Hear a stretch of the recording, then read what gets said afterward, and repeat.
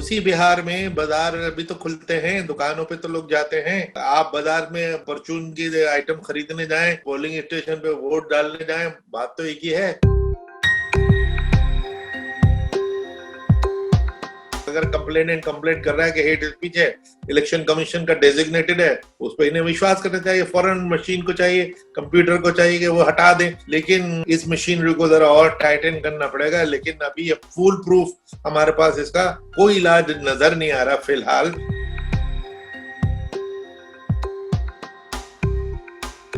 बिहार में चुनाव मतलब रैली नहीं, रैला।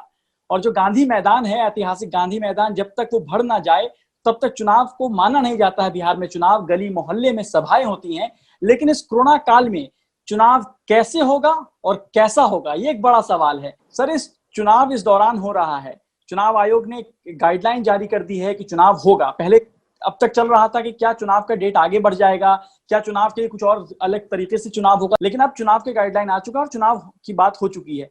आप इसको किस तरह देख रहे हैं?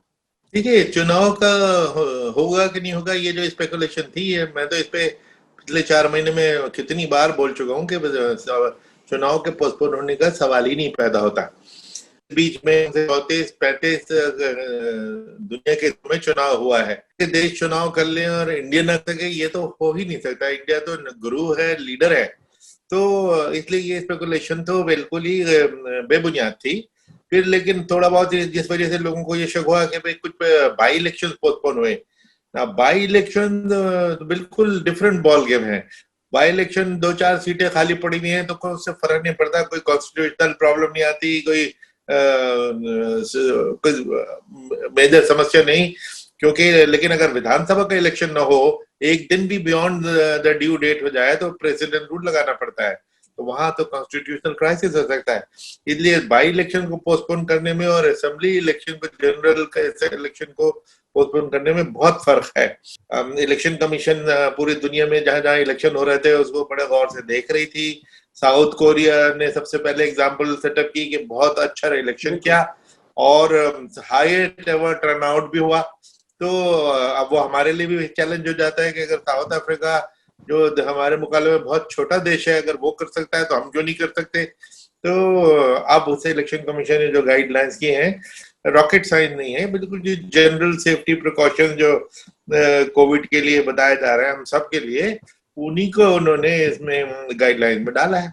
सर, एक चीज है कि आप साउथ कोरिया की बात करते हैं, हम श्रीलंका में इलेक्शन की बात करते हैं, लेकिन जिस तरह से बिहार में कोरोना जब पूरे देश में कह सकते हैं कि दिल्ली जैसी जगह पे रुकने लगा, तो बिहार में अचानक बहुत तेजी से कोरोना फैला है।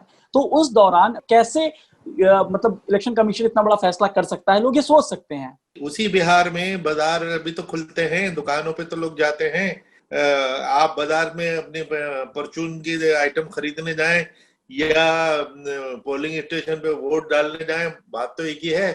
तो जो ओनली थिंग इज कि प्रिकॉशंस होने जरूरी है। प्रिकॉशन क्या है? सोशल डिस्टेंसिंग, मास्क का पहनना, जो स्टाफ है वो पीपी किट में होना, मशीन पे आप उंगली लगाएंगे वो छुए न जाए, उसके लिए वो ग्लव्स का प्रबंध करने जा रहे हैं। ये ग्लव्स आपको दिए जाए ताकि आप उस तरह उंगली दबा सकें।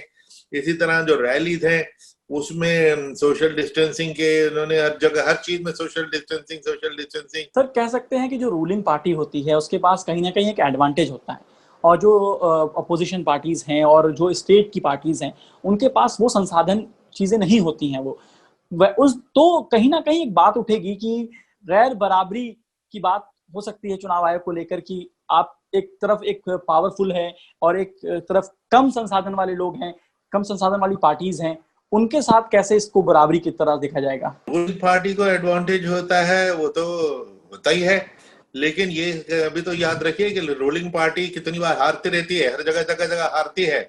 तो कितना एडवांटेज होता है, उस एडवांटेज की भी एक लिमिट है। तो इसलिए उस पर बहुत ज्यादा उसकी चिंता नहीं करनी चाहिए। कम संसाधन वाली पार्टी अगर पॉपुलर है तो लोग वोट देते हैं। थोड़ा बहुत डिसएडवांटेज हो सकता है लेकिन इतना नहीं। कहीं ना कहीं बिहार जैसी जगहों पे नेटवर्क का भी प्रॉब्लम है, डिजिटल लिटरेसी की भी इशू है, मोबाइल फोन जो है, नंबर ऑफ यूजर्स कितने हैं फोन के, तो ये सारी चीजों को भी देखेंगे हम। कई दिन से स्पेकुलेशन थी कि भाई सोशल मीडिया का इस्तेमाल होगा जिसमें रूलिंग पार्टी को एडवांटेज है। मैंने एक आर्टिकल लिखा था, इंडियन एक्सप्रेस में छपा, उसमें मैंने ये लिखा कि देखिए बिहार में इंटरनेट वगैरह की पेनिट्रेशन और मोबाइल स्मार्टफोन का रीच जो है अबाउट 30% के करीब है। तो मेजोरिटी 70% के पास तो इंटरनेट या ये फोन ही नहीं है।